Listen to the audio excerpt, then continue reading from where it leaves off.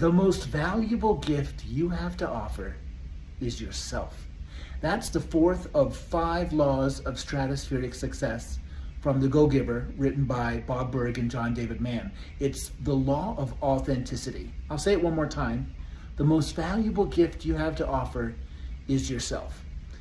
I love this law, and I love authenticity. I love getting real. I talk a lot about getting real, and certainly the A word, authenticity, is sprung around all over the place these days.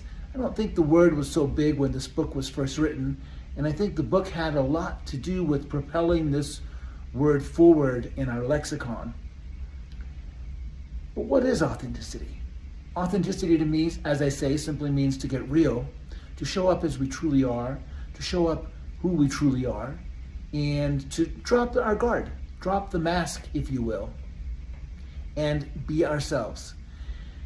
But here's the thing. I just got off a coaching call with a client, and we were discussing getting real, being authentic, showing up as he really is. But there's a deeper question, and here's that question. Who the heck am I? And that's the question he's asking. And luckily, this was our clarity session, and in clarity, in high performance coaching, I help others dig really deeply into the answer to that question. Who am I? And often in that session, there's a breakthrough or two. We just had one. It was really cool in this session to watch him start to see himself, maybe for the first time. But I want to encourage you all to be curious, because ultimately the session was great. He came to some really cool understandings about himself. But as we just discussed before we hung up the phone, authenticity, getting to know ourselves, getting to be real with ourselves, because that's how it all starts, getting real with ourselves, is a never-ending process. It's a practice, in fact, rather than an end result. So I encourage you to be curious. I want you to pay attention to who you are in different situations. I think within the last 2 or 3 hours, I've been a frustrated go-getter who is super type A and very impatient. I like to think I've been a patient, supportive coach in the last few hours. And I've been a patient, literally, at a doctor's office dealing with some back pain. So I've been anxious in that moment. So in the last few hours, I've been 3 or 4 different people, 3 or 4 different personalities. And isn't that really the human condition? So I'm curious throughout the day as I pay attention to who I am, how I behave, how I think, how I judge, how I feel. And as I'm curious, I learn more and more about myself.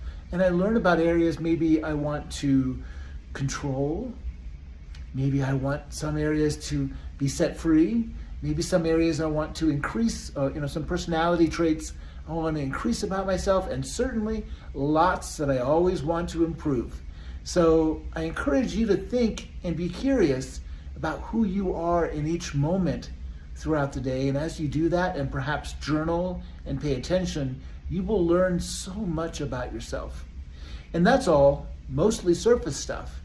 When we sleep and meditate and get quiet, we can learn deeper stuff. We can start to connect with our higher power, whatever that might be for you or whoever that might be for you. And then we really start to get to the essence, because as we start to drill deeper and as we start to find a connection with the universe, to what is sacred to us, to what is divine in this universe, then we start to really start to find the core of who we are and why we are. And that, my friends, is where the magic starts to happen. So I invite you to think about all those different levels of authenticity, how we show up for ourselves, how we show up for others, and how we show up to our divine.